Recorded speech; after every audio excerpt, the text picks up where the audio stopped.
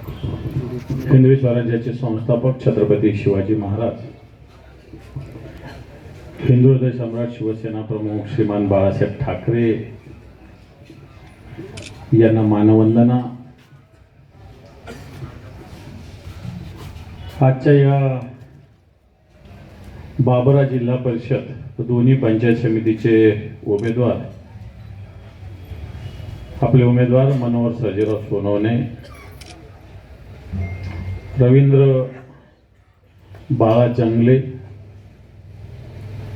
आणि आपला युवा सेनेचा राजू दादाराव तायडे यांच्या सुविद्य पत्नी रुपाली तायडे हे आपले या सर्कलचे 3 उमेदवार आहेत. त्यांच्या प्रचारार्थ आज आपण इथे एकत्र सगळे जमलेले आहोत. त्यानिमित्ताने इथे उपस्थित नामदेव पाटील पायगव्हाण, उपमुख्यमंत्री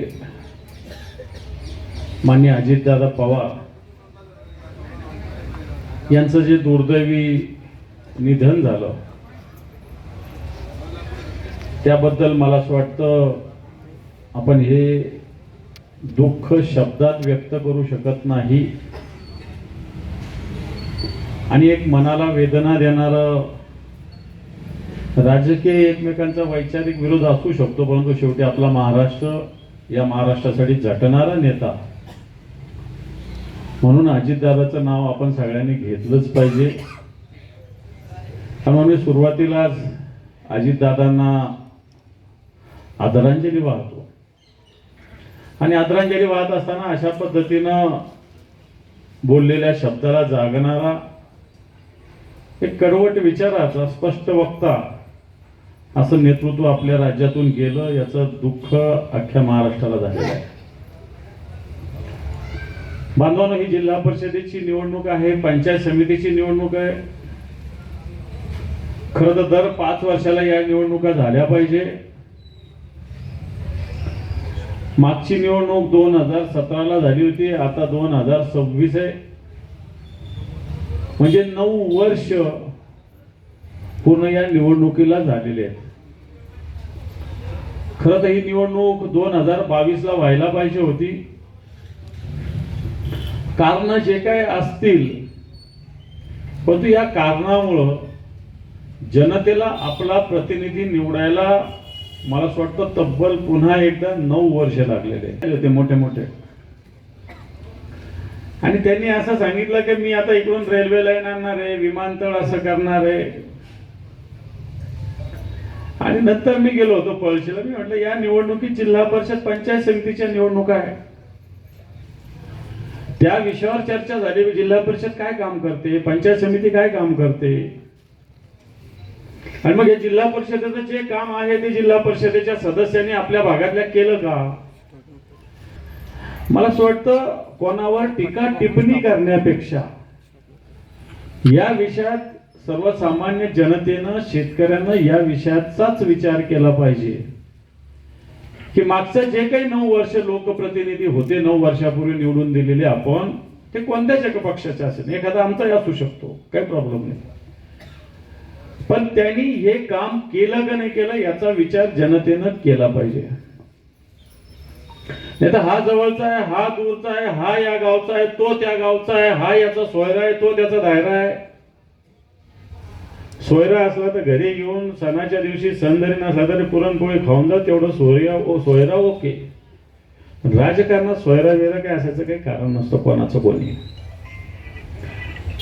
मी या हेतूनं बोलतो की आपली जी जबाबदारी आहे, कारण लोकशाहीमध्ये जशी लोकसभा आहे, विधानसभा आहे, तशी जिल्हा परिषद पंचायत समिती ही महत्वाची यंत्रणा आहे. जरा मागे कोण बोलतं की लोकशाहीमध्ये ही यंत्रणा महत्वाची आहे.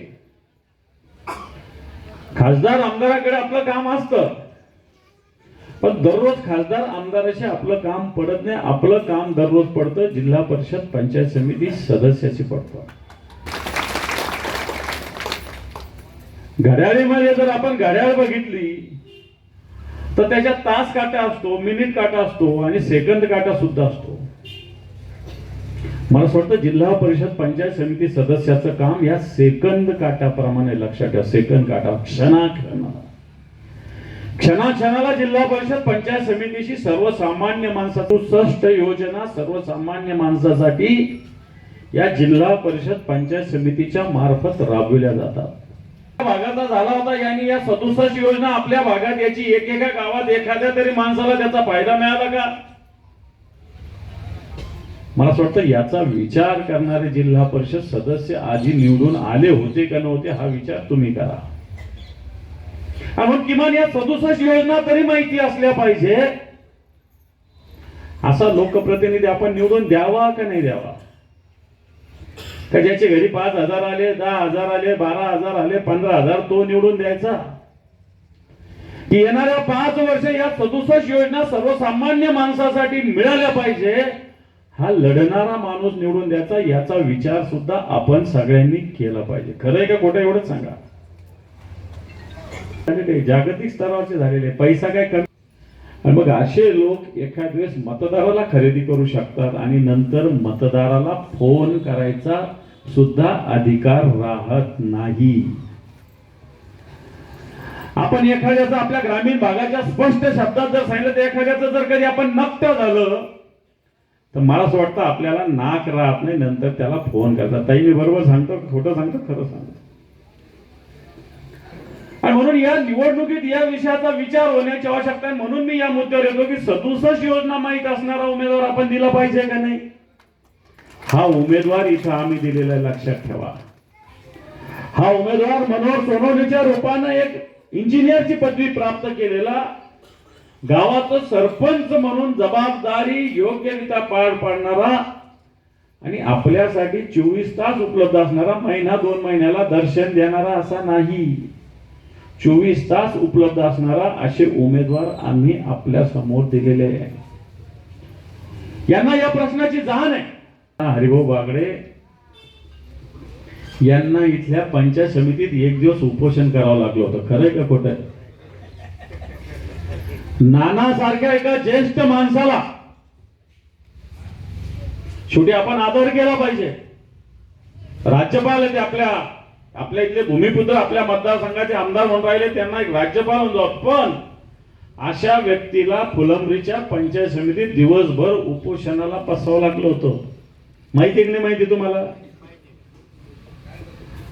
आणि मग सत्ता त्यांच्या पक्षाची होती, आमदार त्यांच्या पक्षाचा होता, पालकमंत्री त्यांचे होते, खासदार त्यांचे होते, तरी त्यांना उपोषणाला सभापती पण त्यांचे होते का?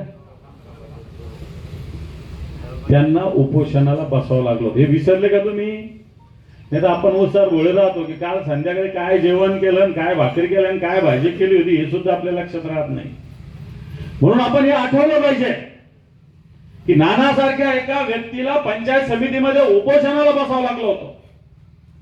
आणि म्हणून मी तुम्हाला विचार करायला सांगेल की या सगळ्या योजनेची अंमलबजावणी झाली का? पिण्याचं पाणी आपल्याला योग्य मिळतं का? आपल्या मुलाला जिल्हा परिषदेची शाळा चांगली आहे का? आपल्या भागातले गावातले पाणंद रस्ते चांगले आहे का?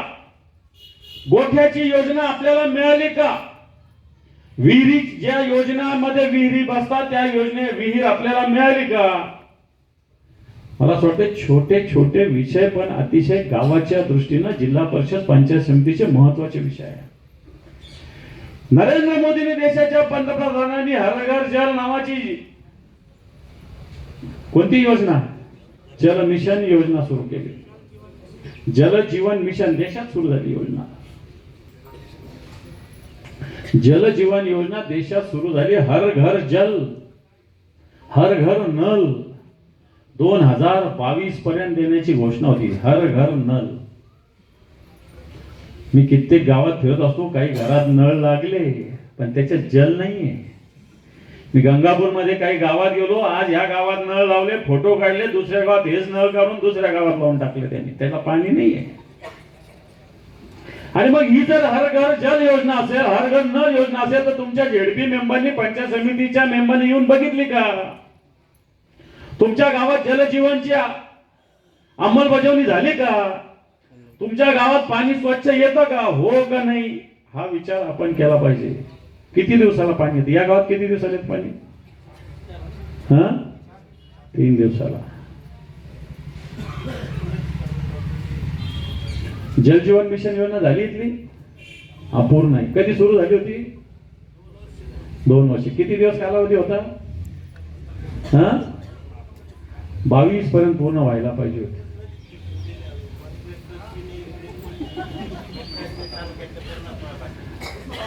हे पण मी कोणावर व्यक्तिगत बोलत नाही, मी सत्यता तुमच्या समोर मांडतो. या मावल्यांना पाणी भरावं लागतं. 3 दिवसाला पाणी. आता तुम्ही सांगता की पाईपलाईनच नदीत फेकून दिली. ही योजना गुत्तेदारांसाठी. मावशी याचा विचार करा की आज आपल्याला रोज सकाळी नीट अंडाभर पाणी मिळू शकत नाही.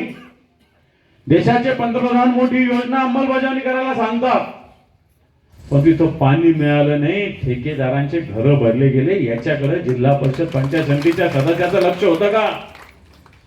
यांचेच बगल बच्चे होते. जशी हर घर योजना होती तशी हर घर छत द्यायची सुद्धा योजना नरेंद्र मोदींनी 2016ला घोषणा केली. हर घर छत. मग पंतप्रधान घरकुल योजना असेल, शबरी घरकुल योजना असेल, रमाई घरकुल योजना असेल, कसं काय? मग टार्गेट जास्त असेल, काम चालू आहे, पेमेंट नाहीये. मी सांगतो की घरकुल योजना सुद्धा 10% वर या हिंदुस्थानात कुठे पूर्ण झालेली नाहीये. मग रमाई असेल, शबरी असेल, शबरी आदिवासींसाठी असेल, रमाई मागासवर्गीयासाठी असेल, कोरा करू म्हणतात निवडणुकीच्या आधी, आणि निवडणूक झाल्यानंतर पैसे भरले पाहिजे म्हणतात, आश्वासनं विसरतात. आज शेतकऱ्याची परिस्थिती अत्यावस्थ झालेली आहे. 33,000 कोटी रुपयाचा पॅकेज जाहीर केलं, सांगितलं की या महाराष्ट्रातलं सगळ्यात मोठं पॅकेज आहे. किती जणांना नुकसान भरपाई मिळाली? जरा हातवर करून दाखवा कोणाला मिळाली. जमीन खरडून गेली, 3.5 लाख रुपये कोणाला मिळाले? जमिनीचं पिकाचं नुकसान झालं, 17,500 कोणाला मिळाले? एखाद्या 200 रुपये सोनं, 250 रुपये कापूस होता. आज कापसाला भाव 7,000 आहे. सोन्याचा काय भाव माहितीये ताई? माहितीये किती? 1,55,000 आणि कापूस 7,000. 1,88,000. 1,88,000 कापसाचा भाव आणि 7,000 रुपये. कापसाचा भाव 7,000 आणि सोन्याचा भाव 1,88,000. कुठे गेले? कापूस तुम्ही 2 वर्षापूर्वी 7,000, 3 वर्षापूर्वी 7,000, 4 वर्षापूर्वी 7,000. बी बियाणं घ्या, खत घ्या, कितीला गेलेले तुम्हीच बघा. आज बियाण्याची एखादी थैली घ्यायला जा, खताची थैली घ्यायला जा, 1,800 रुपयाला, 2,000 रुपयाला, 2,200 रुपयाला आहे. पण तो कापसाचा भाव वाढायच्या ऐवजी कमी झाला आहे. या राज्याच्या उद्धवजी ठाकरे साहेबांचं सरकार होतं, 11,000 12,000 रुपये कापसाला भाव होता का नव्हता? तुम्ही सांगा. 11,000 रुपये होते, 12,000 रुपये होते. आता 6,000 7,000 कापूस आलाय. मक्याची ती स्थिती आहे, सोयाबीनची ती स्थिती आहे. उत्पादन खर्चावर आधारित भाव मिळू शकलेला नाही. आणि म्हणून बांधवांनो, या सरकारच्या विषयी विचार करण्याची वेळ आलेली आहे. यांच्या डोक्यात हवा गेलेली की पैसे वाटल्यावर आम्ही निवडून येतो, मग 5 वर्ष यांच्यावर राज्य करा. खोटा हिंदुत्ववाद हे जनतेला सांगतात. तुमच्या इथल्या मंदिरातली मूर्ती चोरू केली, भारतीय जनता पार्टीचं सरकार होतं, साधी मूर्ती सापडू शकलं नाही. सापडू शकला? कुठे गेले चोर? पोलीस कुठे गेले? हिंदुत्ववाद खोटा मांडतात. मागच्या 15 दिवसापूर्वी काशीमधला मनकर्णिका घाट यांनी पाडून टाकला. या देशातल्या हिंदूंना मनकर्णिका घाट माहिती नाही, असा देशातला हिंदू नाही.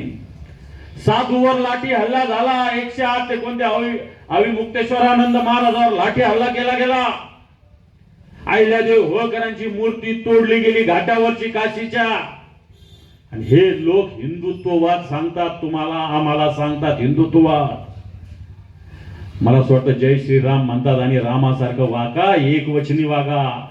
कर्जमुक्ती करणार म्हणले होते तर करून दाखवा, शेतकऱ्याला भाव देणार म्हटले तर देऊन दाखवा, विकास करणार म्हणले तर करून दाखवा. परंतु हे सरकार दुतोंडी आहे, गांडुळासारखं हे सरकार आहे, लक्षात ठेवा. आणि या सरकारचे बगल बच्चे गावागावात तुमच्याकडे येणार आहे. परंतु हे बगल बच्चे फक्त निवडणुकीपुरती येतील, लक्षात ठेवा. साधा फोन सुद्धा घेणार नाही, पीएला फोन करा सांगणार, स्वतः कामासाठी येणार सुद्धा नाही. महिन्या 2 महिन्याला चक्कर मारली तर मारणार. मग काम करणारे सामान्य माणसं आम्ही इथं उभे केलेले आहेत. जिल्हा परिषद असेल, पंचायत समिती असेल, काम करणारे कार्यकर्ते आम्ही उभे केलेले. मशाल निशाणी आहे. एका ठिकाणी पंचायत समितीला पंजा आहे. महाआघाडी इथं आम्ही केलेली, महाविकास आघाडी, सगळे पक्ष मिळून. आणि ही मशाल चिन्ह जिल्हा परिषदेला आहे. हा आमचा उमेदवार आहे.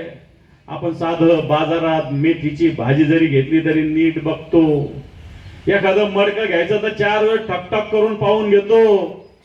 आणि म्हणून उमेदवार सुद्धा नीट बघा.